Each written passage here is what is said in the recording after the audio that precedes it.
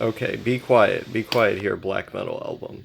Alright, I want to talk about something fairly pertinent within my content, just given the fact that there's so much of it, and I believe the fact that I'm walking around this room now, the dog is probably going to bounce around. And so, throughout the course of this video, what I'm going to be doing is, in fact, playing with the dog. Um, so I want to talk about something. I almost dropped the camera. Look, I like messing with him with this. Look, he looks at it. Woo! Woo! Okay. But, I think there's... Oh, look at this. He freaks out. He always freaks out. Okay, now you're getting the blanket on the floor, Bert. Don't do that. Look at this. He's very excitable today. I have to take him out for a walk. But before I do that, I want to talk about something fairly pertinent within my videos, because I just put out this video called, like, what the fuck are you on about, or something like that, except the C and the K are backwards.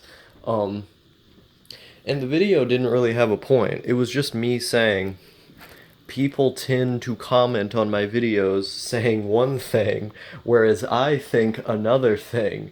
And then I gave some examples of what I was talking about in practice. But I didn't really make a point about it. The point was more so that the video existed. And I think the people who would be watching the video wouldn't particularly care about that. Not most of them, at least. I think most of the people who would be watching the video would be content just to hear more of my voice, based on the comments that I tend to get frequently, at least. Not every single video has to be this masterpiece that's going to speak to all ages, that's going to be able to say even one thing. The fact that it exists and it's able to express what it's trying to express, at least moderately okay, I think is enough for most people, or if it isn't, they just click off the video. If it's not something that interests them, they're just not gonna watch it. But I don't think most people unsubscribe because they see a video that's kind of okay. It's rare that, at least in my opinion, that I release like a bad video that's so bad that, you know, people would just want to unsubscribe. In most cases, I think what I produce is, at least fairly up to code. And so, when I make these videos, even if they're bad, even if they're just substandard or kind of okay, it's simultaneously providing entertainment for my base audience, and it's also providing maybe even a failure for me, where it's not the greatest video ever, and I might see that as a failure because, the video doesn't express all of these things that I want it to express, but it does exist. And the fact that it exists is a sign of some kind of progress. The fact that I at least take 10 minutes out of the day to record one thing is much, much better than not recording anything. And so, even if the video is kind of okay, doesn't really express that much, there's always going to be at least one person, at least one, that gets something out of it, or it's just kind of going to exist in the ether and then give people more of my voice to listen to if they want that. And for me, the added benefit for me is that it gets me more used to talking. It teaches me, at least a little bit. Obviously, the more that you do something, the closer you are to those 10,000 hours of doing one thing, the better you're going to be at it. Now, I tend to break the process of YouTube videos down into multiple segments. There's the segment in which one comes up with ideas, executes the ideas, i.e., creating the video itself, and then has to finish the idea. I'm talking about title, thumbnail, description, things like that. All of these subjects are things that can be mastered, but they have to be mastered individually. So the 10,000 hours that you spend speaking is not necessarily going to reflect the 10,000 hours that you spent trying to come up with things to speak about, but they do play into one another in a way. And so you know, you're really looking at maybe something like 50,000 hours, I don't know. But regardless, you're going to have to be putting in a lot of time into each individual element because one of them you're probably going to be better at, and then the other one you're not going to be so good at. And if you're constantly practicing and always producing the results of your practice, it doesn't matter how good or bad it is. What matters is that it exists. As long as it continues existing and as long as you continue existing, it's simply another avenue to continue and to do better. This is simply a fact.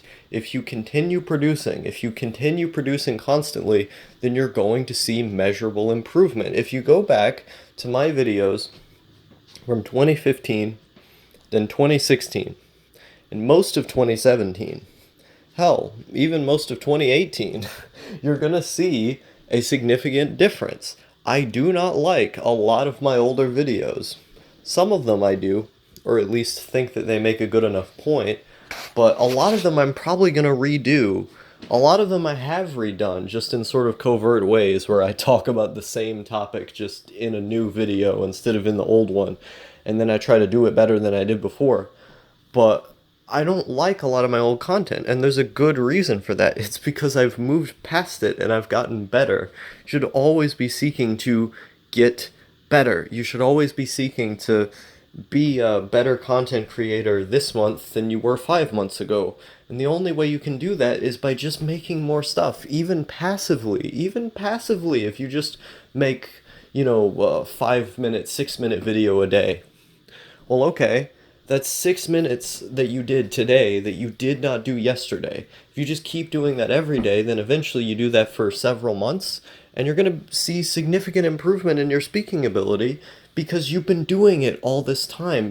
People aren't made to just sit in a straight line. They don't just exist in this kind of stasis. They continue to improve and develop, or sometimes get worse, depending on what their experiences are. But when it comes to art, or just really any task like this, the one thing that we can absolutely be sure of is that on a technical level, you're not going to get demonstrably worse. You may get a little bit worse, say you take a break for 6 months and you come back, and it's not like you completely forgot how to ride a bike or something, but there are certain things that you don't remember. Say, you forget to turn this way, or you forget to put your helmet on. You still know the fundamentals. Those are things that you just can't change. You can't forget it. There's a reason they have that saying that you can't forget how to ride a bike. And so, the more time that you spend doing it, the more likely you are to retain that knowledge. And the more that you retain that knowledge, the more likely you are to expand on it. So why are you not doing it? Just do it. Fail as much as humanly possible, and then you're going to end up with a better result in the end. Because the more that you fail, the more likely you are to succeed. I can't remember I think it was an Einstein quote where he said something like, might not have been Einstein. It's one of those smart guys that everyone knows. It said it took me, 20,000 failures to make one success or something like that. I'm butchering the quote because my memory is terrible. Basically, the idea is that as long as you keep going, there's a chance to do something good, to make something good. I didn't necessarily even believe that in 2015, early 2016. I felt so hopeless that I had to constantly, when I started to become woke to this idea that I could get better, I had to constantly remind myself because I really didn't believe it. I thought, I was below everyone else. I was below worth, was below love, and I was below the ability to change. I sincerely believed this every single day, so much so that it manifested in physical attacks on my own body from myself. Because I had hated myself and my abilities so much that, I was willing to inflict physical pain on myself as a sort of way to get those things out. I don't feel that way anymore because I kept going in spite of that constant, push and pull between depression and obsession and low self-esteem and mania. I was able to keep doing it anyway because I knew that as long as you just sit down and do it for one day, one day, each day, you're gonna be able to get better. And if you spend like a week being depressed and not doing it, not the end of the world. It just means you were away for a while, and you can just as well come back. As long as you're alive, there's always a chance to come back and to do it better than you did before. You just have to try. You just have to sit down and try. And I'm talking to myself right now because I'm looking back at who I was when I was 13, 14 years old. And I looked up to these YouTubers that I watched. I idealized them. I thought they were so cool and I wanted to be like them. And I'm not at their level yet, but I've gotten significantly better than who I used to be. So much so that I get comments on my videos telling me that I'm one of their favorites. Can you imagine that? Can you imagine, being 13 or 14 and awkwardly rambling into a camera? Go back and watch those videos. They are terrible. If you see me, talking, I used to be so bad at it. I used to be so nervous, especially for my age. If you compare them to like people who were around the age at the same time, it's laughable. It's laughable to see how much better they performed than me. But I didn't let that stop me. I just kept going. If you just keep going, then you're gonna be able to do it. You just have to keep fucking going. And because and I could still always do more, and I'm gonna try to do more. It's just a matter of actually getting up to do it. And I know that I may not be perfect in execution now. I know that a lot of the work that I produce now isn't the best, but I know as long as I keep producing it, there's a chance for it to be the best. That's why I have to release videos like that, is that it's not because they're even particularly good, it's because they have to exist because I exist. That my very existence is an act of creation, of expanding upon this larger product that I've always been seeking to build throughout my life. And as an act of practice, I make my existence practice. I am always trying to think of new ideas, new paradigms that I can build and expand upon to create something that's more special, more of a whole, represents more of the whole of my experience as a human being. It's really what it's about, is that it's about trying to create something that communicates, that is able to either make you feel something or see something in a new light. And whenever I get people telling me that my videos help them see a new perspective, help them expand or broaden their horizons in some way, that makes me happy, because that's the experience I've gotten from other people that's been so valuable, that I've wanted to be able to give to others in turn, and I've just never known how to. But I learned how to through sheer experience, through taking the ideas of others, looking at them, looking at what they did right and wrong, and then expanding upon those things through action.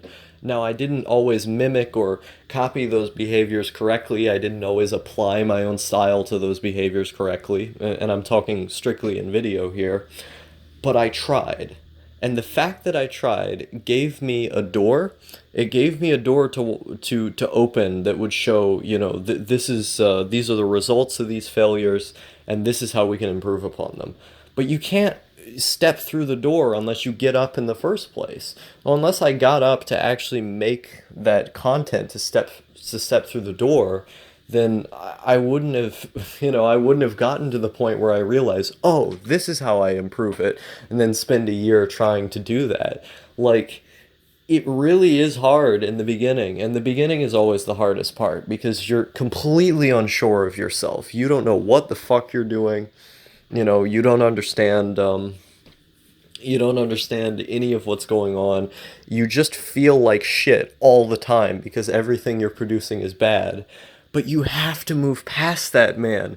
You have to just produce so much. You have to produce so much that eventually that feeling of like hopelessness of, I feel so bad about the content I produce, just goes away. And you know why it goes away? It's because you're used to producing stuff now. Once you become used to the feeling of listening to your own voice, of speaking in your own voice, once you become fluent in your own skin, then you're not going to be able to get out of it. And if you do, it's just going to be to relax. But your baseline existence should be in that fluent skin, in that higher than life version of yourself that, is able to get up on camera and speak and speak and speak. And the only way to do that is to do it so much that it just becomes a normal element of your routine. It becomes 20 times easier to practice when you've already been practicing consistently for 5 months. Because by that point, your brain is just adjusted to the idea of practicing. It's like brushing your teeth. You just do it. It's not something you have to be told to do. It's just something your mind feels wrong if you're not doing. And that's where you need to be. You need to be at a point where you don't feel disgusted by listening to your own voice anymore because you've just heard your voice so many times. I don't give a fuck how bad it is. Just keep doing it. Keep fucking doing it. Here's what I want you to do. If you're an aspiring creator, take a notepad. I don't know, like this one over here. Take a notepad. Write down every idea. Write down every idea you have for YouTube videos. I don't know, look at all your favorite albums, look at all your favorite TV shows. Just write down anything you feel like you could talk about. And then what I want you to do is to think about, why do I want to talk about this thing and what can I say about it? And the way that I would go about figuring those things out is think about, well, what is it about this specific piece of media or this specific subject that draws me to it? Why do I feel something about it? You may think about the characters, and then you may think about the dynamics between those characters and how they're interesting. It's very good to compare pieces of media to other pieces of media, to have a reference point. So that way, you know that you're analyzing something from a frame of reference rather than just from the hip. You have a greater narrative to attach it to. All of those things definitely help. Now, I'm not at the best at analysis-ing in comparison to other friends of mine, but it's something that I've tried to do. And it's always that first point, like when you're first trying to analyze a show or like a book that you're reading, or you're first trying to come up with subjects to make a vlog that's really difficult. But as long as you take a methodical approach and you sit down and go, okay, these are what I want to talk about, these are what I have to say, and you just do it, yeah, it's not going to be good the first 10, 20, 100, 200 times that you do it, but you just have to keep doing it. I've made well over 1,000 videos on YouTube, well over that. And most of those videos were produced over a 2-year period. Most of them were produced from 2017 to now. To a lot of people, that would be kind of startling. But the reason I did that was because I was extremely slow about it in the beginning. In the beginning on my channel, I had videos months apart from one another, and by the time they came out, they were just this stream of consciousness bullshit that was halfway edited, halfway not. Videos that had extremely low amounts of effort put into them. And so what I did was I sat down and I said, I'm making all of these videos extremely fast. Why am I not making more of them? That was the central question I kept having, because I would produce a game review, every couple of months, and what actually went into the game reviews was very, very little. It took me about an hour tops to produce most of those game reviews. They took an absurdly small amount of time, and I was still barely ever making them because I was just really, really lazy about it. And because I realized this, and I always sort of had that critique of my own work formulating in the back of my head, I took it and I said, I'm going to do something with this. I'm not just going to mope around and complain. I'm going to do something about it. Well, I moped around and complained first, but eventually I did do something about it. And you have to have those moments. You have to have those moments where you're laying on the floor, where you're fucking pissed off and you want to punch someone because you're doing so bad. You have to have those moments where, you feel like shit and you are shit, but you have to improve past that. That's how I felt. And I was able to do it anyway because I just kept going. If you just keep going, then you're gonna be able to produce something good. I was not always able to talk like this. I was not always able to entertain people. And I know I have 10 yards, 20 billion miles, 20 billion miles to go. But it doesn't matter. What matters is that you got up and ran in the first place. And gradually, as you keep doing it, you'll be able to do it better. You just have to not give up. Just don't give up. You know? I am someone who, did not graduate high school, who spent the vast majority of their life cheating in homeschool. I didn't start reading until I was almost 8 years old. And most of what I knew about reading came from recognizing words that my mom had read me in storybooks and just seeing lots of words in general. I was never really taught formally how to read. My mom tried to teach me, but she got frustrated, so I never really learned it the proper way, quote unquote. Well, one day I just sat down and I tried to read a book I was interested in. I had a lot of trouble with it. I struggled. And I recognized the words that were read to me by my mom. I feel like I would have never recognized those words without her. But I looked at the book and I was just trying really hard to read the stuff that was in there, and I was interested in it. I wanted to do it all of a sudden. And so I took me, someone without much education, because I just cheated a lot. And I was learning to read at a fairly late stage in my life in comparison to other people. I just kept trying to do it. And, I had all of these disadvantages. I grew up really poor in comparison to a lot of people. There were a lot of times when we were food insecure. I grew up with a fairly violent brother. My brother was a very, very violent guy, not a good person at all. Um, you know there were just a lot of problems. There were a lot of problems of like my parents separating from one another, the sort of emotional pain that came from that. um just a lot of like domestic issues and things like that. But if I sat down and I said, no, I'm gonna let these things forever determine who I'm gonna be. If I just sat down and gave up completely because of those conditions that I was brought up in, because I didn't have a head start on education, and because even to this day I'm basically completely behind. And I said I'm gonna keep that from letting me write, or I'm gonna keep that from letting me read books that are a little bit complicated for me, or if I'm gonna keep that from letting me make videos when I know I want to make videos and when I care about making videos. If I let the social isolation that I had for like 10 years, really over 10 years, if I let that social isolation, that social anxiety, the fact that I literally did not know how to talk very well when I started on this platform, bar me from ever making anything, then I would not be talking to you in the form that I am today. If I, didn't go talk to people on Discord and make ginormous, ardent mistakes in speaking to them, embarrassing myself really fucking heavily. And let me tell you, every single time, every single time I embarrassed myself back in the day, I never forgot it. It would always be in the back of my head. I would constantly think about, man, why did I do that? Why did I do that? Why'd you fucking do that? I would keep thinking about it again and again and again.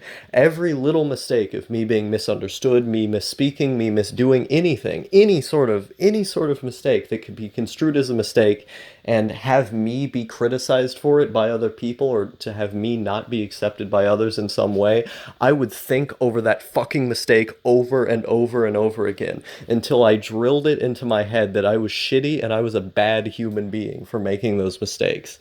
Even if they were just small little errors in conversation, the fact that I felt my reputation was somehow being changed as a result of doing those things made me actively upset. but I kept talking to people anyway. Yeah, there were a lot of times where I had to isolate in a way because I was just so overwhelmed and scared at the time, but I didn't do it forever.